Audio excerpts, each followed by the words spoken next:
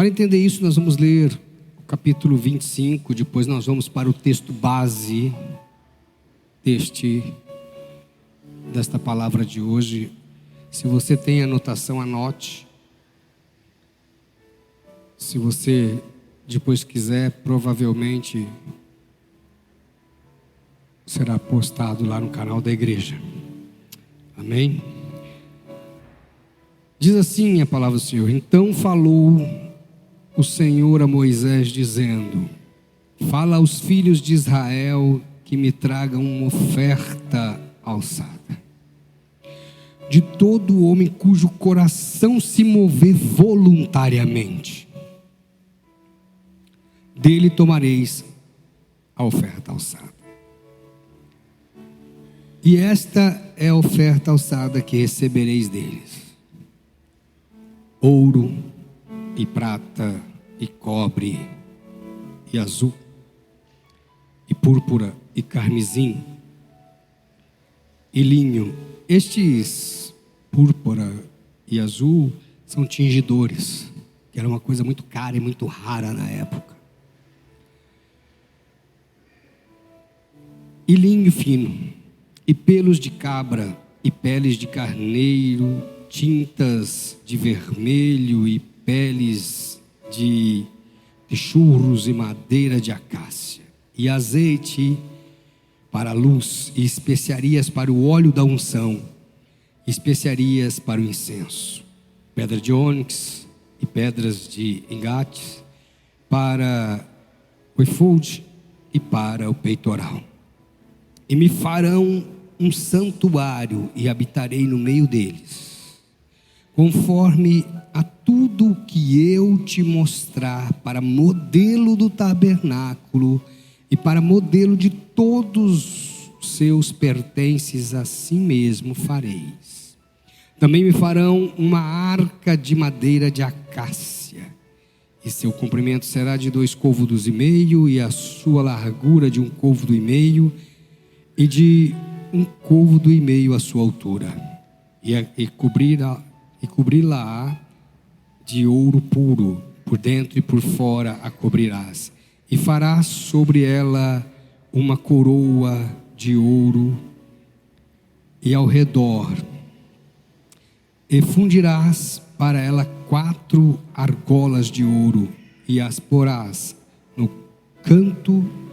nos 4 cantos dela, 2 argolas num lado dela e 2 do outro, e farás uma vara de madeira de acácia, e as cobrirás de ouro, e colocarás as varas nas argolas do lado da arca, para a levar com elas a arca. E as varas estarão nas argolas da arca, não se tirarão dela. Depois porás na arca o testemunho que eu te darei. Amém? Eu quero recomendar que você leia esse texto na sua casa. Marque aí Êxodo capítulo 25. Porque aqui Deus está dando para o povo um modelo de uma casa de adoração, que era o tabernáculo. E agora ele vai seguir dando cada um dos utensílios. Ele vai dar lá o propiciatório, a mesa de madeira de acácia, que é a mesa para o pão da propiciação. Vai colocar também lá o candelabro, entre outros, né? O próprio tabernáculo, no capítulo 26, versículo 1, ele vai falar sobre as dimensões do tabernáculo. Diga assim: tudo que Deus dá, Ele dá na medida certa. O Senhor Deus, Ele pede para Moisés chamar o povo e dar as medidas, e dar para o povo as dimensões. E ele traz para o povo uma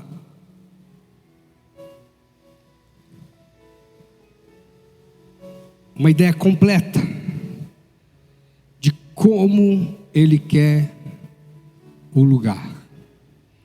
E ele vai orientando, e você vai ver nesse texto que ele orienta também como que o povo tem que cuidar do sacerdote, de Arão e de toda a sua família.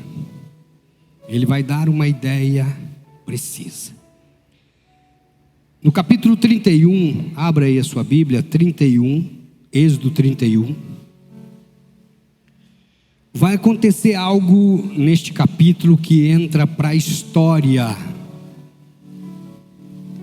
Aqui o Senhor Deus vai falar algo que pela primeira vez você vai encontrar no texto bíblico. Antes disso você não encontra. Os outros tinham o Espírito de Deus, porque a presença de Deus estava lá. Mas aqui agora, depois que o Senhor faz e fala, depois que o Senhor dá as dimensões para Moisés e para o povo, depois que ele fala como que ele quer a arca da aliança, como que ele quer o altar do holocausto, como que ele quer a mesa da proposição, dos pães da proposição, como que ele quer os candelabros, como que ele quer as vestes do sacerdote, o peitoral do juízo, como que ele quer a orla das vestes do sacerdote, como que ele quer o que vai na cabeça. Após ele dizer como vai ser feito tudo, inclusive o sacrifício, o estabelecimento dos sacrifícios, ele precisa chamar alguém. Versículo 1 do capítulo 31 de Êxodo, diz assim: depois falou o Senhor a Moisés, dizendo: eis que eu tenho chamado por nome a Bezalel, filho de Uri, filho de Ur, da tribo de Judá. E o enchi do Espírito de Deus, de sabedoria e de entendimento e de conhecimento em todo o lavor, para elaborar projetos e trabalhar em ouro, em prata, em cobre, em lapidar pedras para engastar, e em detalhes de madeira para trabalhar em todo o lavor. E eis que eu tenho posto com ele a Oliabe, o filho de Aizamaque, da tribo de Dan, e tenho dado sabedoria ao coração de todos aqueles que são hábeis para que façam tudo o que tenho ordenado. Amém?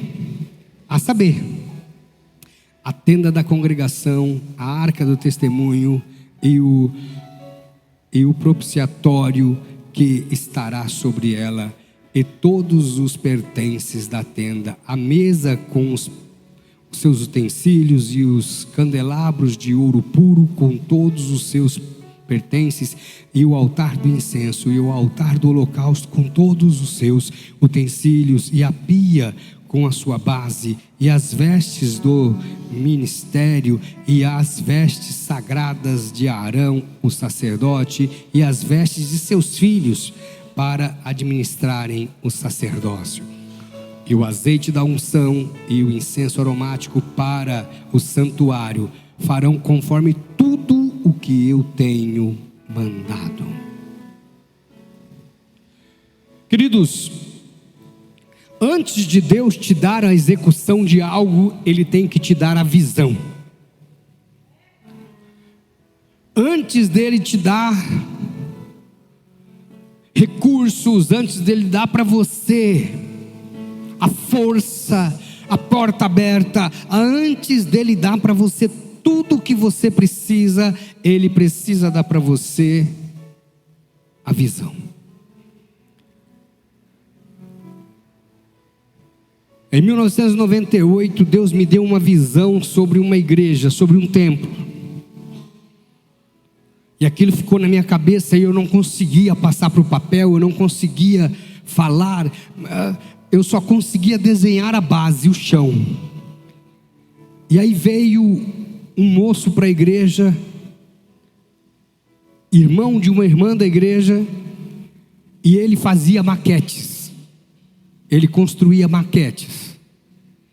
E eu sentei com ele, eu comecei a contar a história para ele do que Deus tinha me dado de visão, e a gente começou a rascunhar. De repente, passou alguns dias, ele apareceu com uma maquete idêntica à visão que Deus havia me dado. Naquela época a gente não tinha essa visão em 3D, a gente não tinha essa visão. E eu me lembro que antes da maquete, antes de eu fazer algum desenho para este jovem, eu fui num lugar, comprei bastante material de construção, mandei marcar o terreno e fiz o alicerce do templo.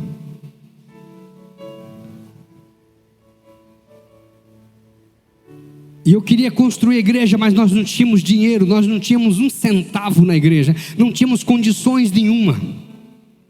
Era um momento de crise, transição de governo, véspera de eleições, várias indústrias quebradas, várias empresas incorporadoras quebradas, Incol, outras empresas de Rio Preto, outras empresas do país estavam quebrando. O ano de 2000, 2001, 2002 foi terrível. Quem lembra disso? Foi terrível.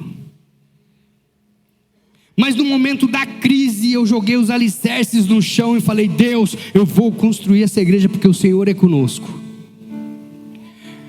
E eu me lembro que quando aquele irmão viu aquele alicerce, viu aquele desenho, ele falou: vou fazer isso aqui. E ele fez e ele trouxe. Quem lembra da maquete? Ficava na igreja? Olha lá, alguns irmãos ainda lembram. E aquela maquete, você tirava o telhadinho dela, você olhava por dentro, tinha a galeria, tinha o escritório, tinha a salinha de som, tinha os bancos no lugar, no fundo atrás do altar, tinha o altar, tinha todos os detalhes, o tanque de batismo, tinha os escritórios do fundo, do jeito que estava no chão, do jeito que ela ficou quando construída, estava na maquete. Nós não tínhamos dinheiro, nós tínhamos fé. E sempre falo para os irmãos, quando vão adquirir alguma coisa, quando vão comprar alguma coisa, quando vão começar a construir: pastor, eu não tenho dinheiro, eu não tenho. Me lembro do pastor Diego. Pastor Diego está lá em cima, Diego. Falei: Diego, você tem que comprar uma casa. Ele falou: pastor, eu não tenho dinheiro. Falei: você tem fé? Ele falou: tem, então vamos partir daí.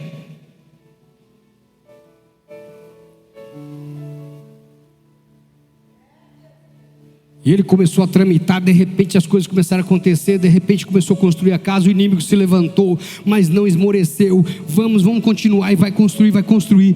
E de repente saiu do aluguel e foi para a casa dele. Assim foi com o Zezé, assim foi com o Tiago, assim foi com o Mateus, assim foi com todos aqueles que estão aqui, que construíram a sua história, partindo primeiro da fé. Diga assim: fé é a certeza. A Bíblia não mente. Fé é a certeza. É certo, é concreto, é real, é físico, é espiritual, é material, é real. Fé. Ora, fé é a certeza das coisas que se espera, a confirmação daquilo que não se vê. Pela fé entendemos que os mundos foram feitos pela palavra de Deus, trazendo à existência aquilo que não existe, aquilo que você não vê. Pela fé, os antigos alcançaram o testemunho. A gente só alcança testemunho pela fé.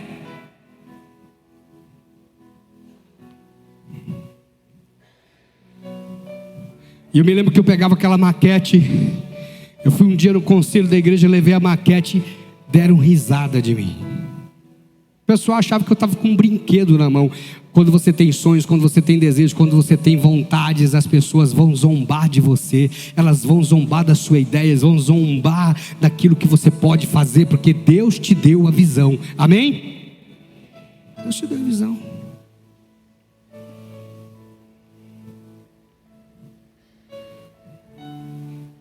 Um dia eu adentrei dentro da sala, na época eu era pastor de uma instituição. Eu entrei dentro da sala do meu superior e mostrei para ele. Eles deram risada, brincaram, falaram que não investiram, não quiseram investir, não quiseram ajudar, não quiseram fazer nada. E tive que fazer, e fui movimentando, e movimentava a igreja, e movimentava, e trabalhava em vários turnos. E eu falei: Senhor, eu vou trabalhar até tal hora, o que eu ganhar é meu, até tal hora o que eu ganhar é do Senhor. Só que invertido. Eu trabalhava o período da manhã que eu produzia mais, até 1, 2 horas da tarde. Eu trabalhava das 2 às 10, 11 horas da noite para mim. Eu dava primícia para o Senhor, e fomos construindo aquele templo, e aquela luta, aquela batalha. Mas um dia o templo ficou pronto, contra todas as probabilidades. Um prédio com 879 metros quadrados, um salão grande, com vários departamentos, ficou pronto. Não ficou, terminou por fora porque me desliguei daquele ministério, mas ficou lindo. Quem lembra?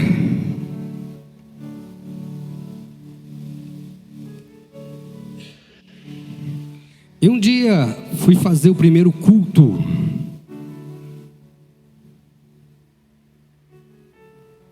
Dois dias antes, esse superior foi lá. E ele ficou olhando e coçando a cabeça. Como num bairro considerado um bairro pobre, se ergueu um lugar daquele. Fé.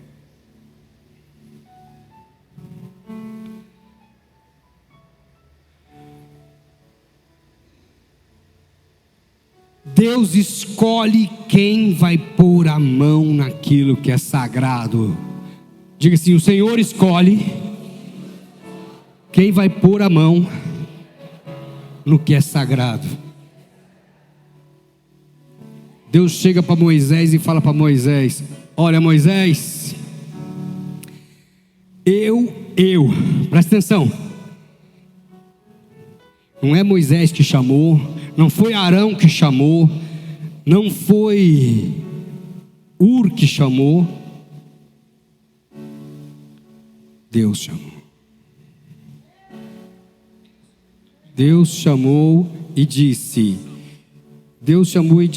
aquele dia, né, que Bezalel fizesse. Desliga para mim, filho, por favor. Você viu que ele está começando a falar sozinho? Até ele está lendo a Bíblia. É que eu coloquei um texto ali, a hora que eu bati a mão, foi para o áudio.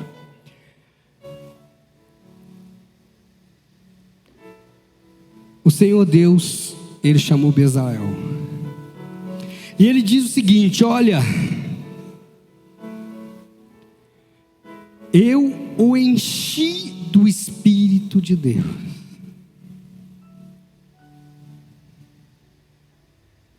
O primeiro homem na Bíblia a ser cheio do Espírito de Deus foi Bezalel. Pode procurar, pode pesquisar, pode fazer o que você quiser. Você vai ver que a primeira vez que aparece esse termo na Bíblia, eu enchi.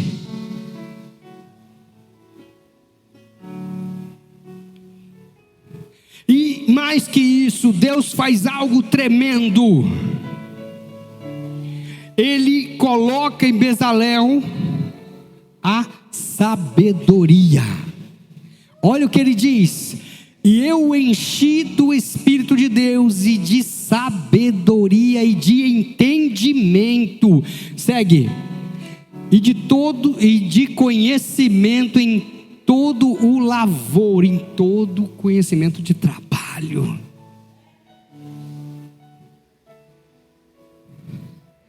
Para elaborar o quê?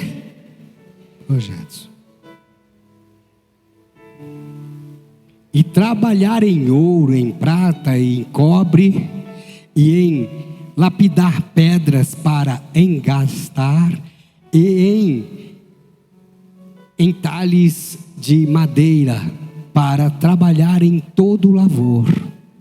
E eis que eu tenho posto com ele a Aholiabe, o filho de Ahisamach, da tribo de Dan. E todos os que vão trabalhar com ele. Mas quem foi cheio do Espírito Santo? Quem foi cheio do Espírito de Deus? Israel. Às vezes a gente quer ser cheio do Espírito de Deus para falar em língua estranha. Às vezes a gente quer ser cheio do Espírito de Deus para ver sinais, prodígios e maravilhas. Às vezes a gente quer ver sinais, mas Deus quer te encher para que você faça a obra. Cada pessoa que trabalha na casa do Senhor, desde o músico, desde o pianista, desde o tecladista, desde o baterista, do louvorista, daquele que limpa a igreja, daquele que lava o banheiro, para que seja feito isso, é necessário ser cheio do Espírito de Deus. A pessoa cheia do Espírito de Deus, ela não reclama. A pessoa cheia do Espírito de Deus, ela não se acovarda, ela não se afasta, ela não larga o lavor do Senhor. Ela se lança, porque Deus te chama para que você faça a obra dele, e através disso ele vai prosperando a sua vida, e Deus prospera você para que você prospere na casa do Senhor. O Senhor não faz nada por acaso. Não existe acaso nas coisas de Deus. Não existe acaso na obra de Deus. Tudo tem um propósito. Mas o que o maligno faz? Ele coloca uma coisa chamada reclamação.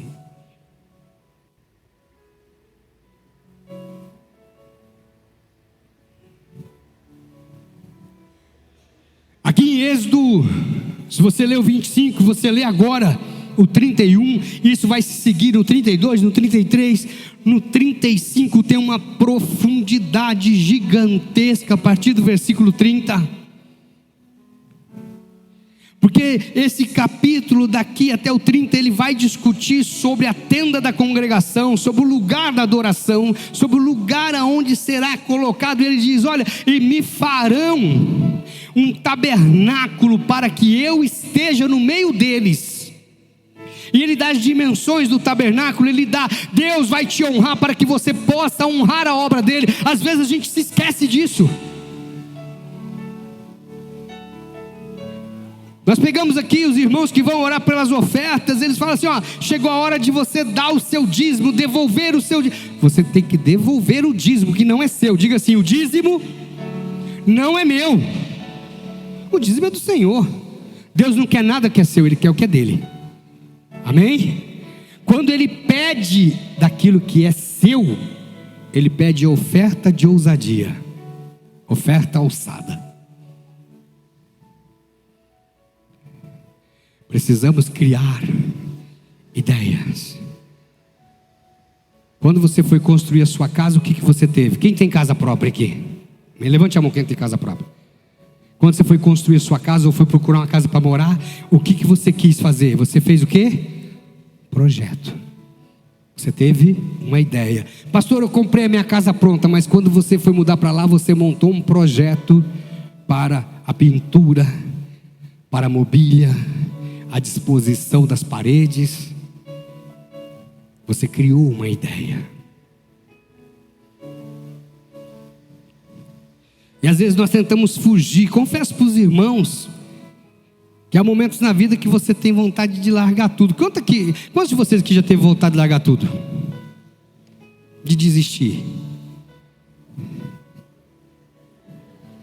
Se eu levantar outra, eu caio. Porque durante os anos de ministério, pastoral como titular, estamos agora aqui já indo para 28 como titular. Agora em outubro, quando nós assumimos a primeira obra, nós já passamos muitas decepções, muitas frustrações, muitos desânimos. Eu até brinco com alguns irmãos mais próximos, que se você tiver vontade de dar uma facada no pastor e querer um buraco novo, você vai se dar mal, porque provavelmente a hora que for pôr a faca vai ser num buraco já usado, e várias vezes.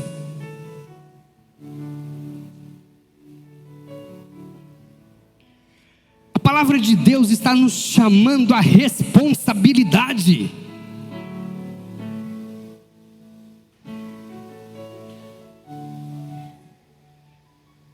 Porque se nós desistimos de ver, se nós desistimos de olhar para frente, se nós desistirmos do propósito do Senhor para fazer os nossos planos, nós vamos desistir da fé.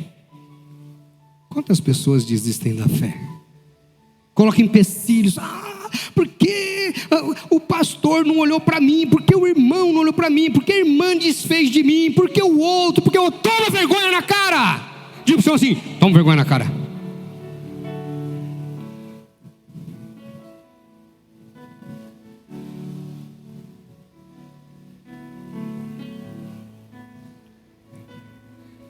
Às vezes nós vemos atitudes. O pastor tem que tomar cuidado com a palavra que coloca, porque senão nós estamos vivendo agora a geração dos beta. Diga assim: beta.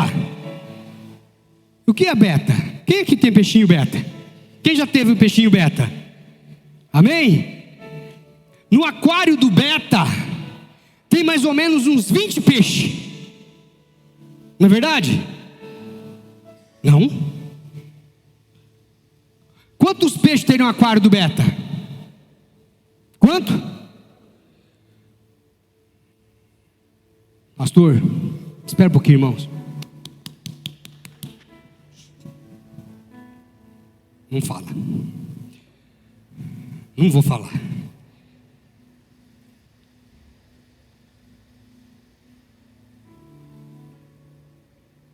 É geração beta. A geração que quer só o seu espaço, que tudo é para ele, tudo é dele, o espaço é dele. É o filho sozinho, é o casal sozinho, é a mulher que gosta da independência e mora sozinho, só com um pet, às vezes nem um pet. É o pai de pet, a mãe de pet. Pastor, não fala nisso porque isso revolta. É uma crentaiada cachaceira.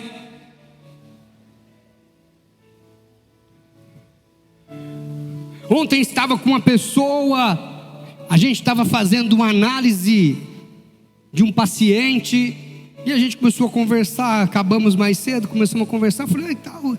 Ela falou: você é pastor mesmo? Eu falei: sou, é pastor, porque eles acham que é sobrenome. Sim, sou pastor. Aí, eu falei: eu vi em algum momento você dizer que você era evangélica. Não é bem assim, eu vou na igreja tal, mas assim, eu gosto de sair, gosto de beber, aquela igreja lá é legal para isso. Inclusive esse dia eu estava bebendo com o pastor. Nossa, que legal, você estava confraternizando com o pastor. O pastor bebe, hein? A mulher dele também gosta de uma. Estamos vivendo essa geração de pastores neoliberais. E isso é legal, irmão, isso enche igreja. Melhor, isso enche salão.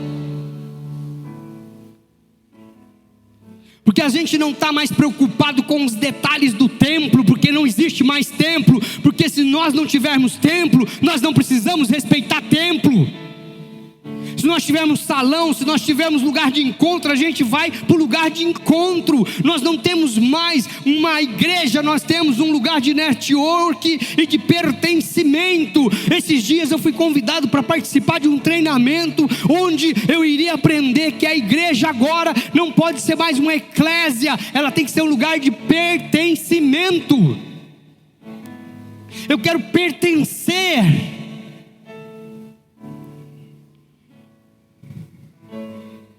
Quero falar que eu sou daqui, dali por causa do pertencimento, não por causa de Jesus. A palavra da cruz nos constrange, a palavra da cruz nos envergonha, a palavra da cruz nos humilha. Sabe por quê? Porque nós vemos que nós não somos nada. O sangue de Cristo foi vertido na cruz do Calvário pelos meus e pelos seus pecados. Uma era em que os pastores não podem corrigir, não podem ensinar, não podem pastorear. Ai, se o pastor usar o cajado. Quem sabe o que é cajado? Amém? Quem já levou uma cajadada do pastor? Aleluia. Que saudade que eu estou de usar o cajado.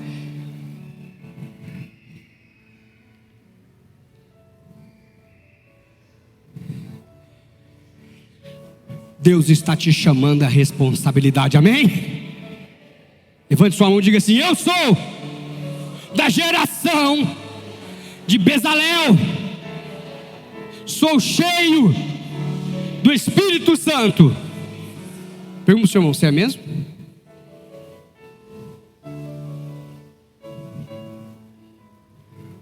A palavra de Deus nos chama a responsabilidade. Eu não tenho vergonha. Quantas vezes eu venho para cá e eu lavo o banheiro da igreja? A pastora continuamente vem aqui e faz isso.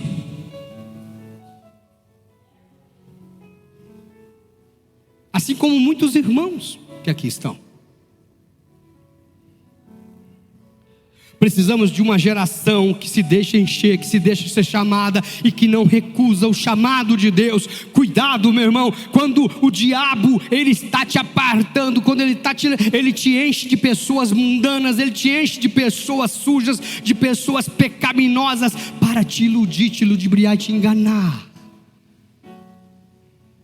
No seu trabalho, na sua casa, na sua vida, porque nós estamos vivendo uma geração em que o pecado está naturalizado. Diga assim: o pecado está naturalizado.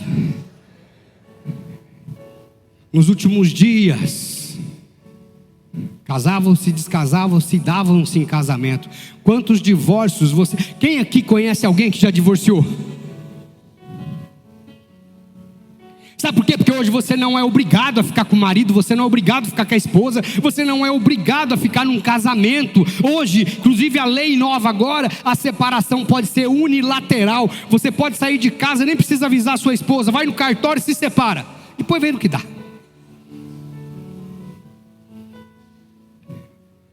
É unilateral. Você não precisa nem comunicar seu marido ou sua esposa que você quer divorciar. Só vai lá e divorcia, acabou. Não, pastor, isso é um fato. Você quer ver se você já decidiu quem vai ficar com o pinguim, quem vai ficar com a geladeira. É mais rápido ainda. Antes você tinha que fazer o desquite. Aí esperava. Aí tinha todo um processo para o divórcio.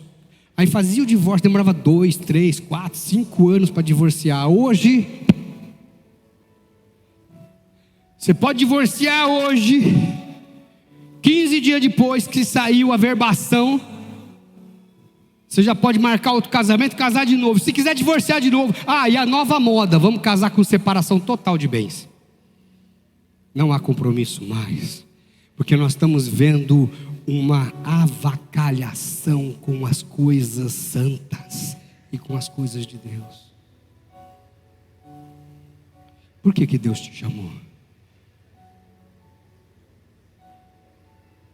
Deus te deu uma visão, amém?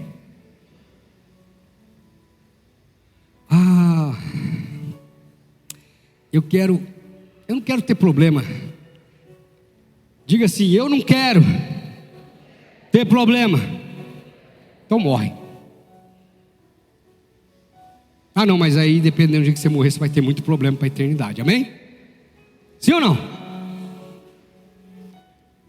Deus te deu problema porque todo problema tem uma solução e todo problema traz uma novidade de vida. Não existe coisa feia, existe o jeito que você vê. Olha eu, a pastora casou comigo e olha que hoje eu estou bonitinho. Se você visse minhas fotos antigamente, Jesus Cristo liberta. Eu era mais magro que o Juan, era magrelo. Agora você imagina um magrelo baixinho oriudo. Um cabelo do Chitãozinho Chororó. Lembra do cabelo do Chitãozinho? Não, não era do Chitãozinho, era cabelo do Menudo. Quem lembra do Menudo? Contando a idade, hein, povo? O cabelo era igual o cabelo do Roy, só que Jesus libertou nós. Entenda o que Deus está fazendo na sua vida hoje. Volte a sonhar. Volte a desejar. Às vezes você fica vendo notícia ruim. Às vezes você está preocupado com Lula, com Bolsonaro. Você está preocupado com política. Você deixou de se preocupar com Deus. Você deixou de se preocupar com o Senhor. E quem pode mudar toda a história é o Senhor.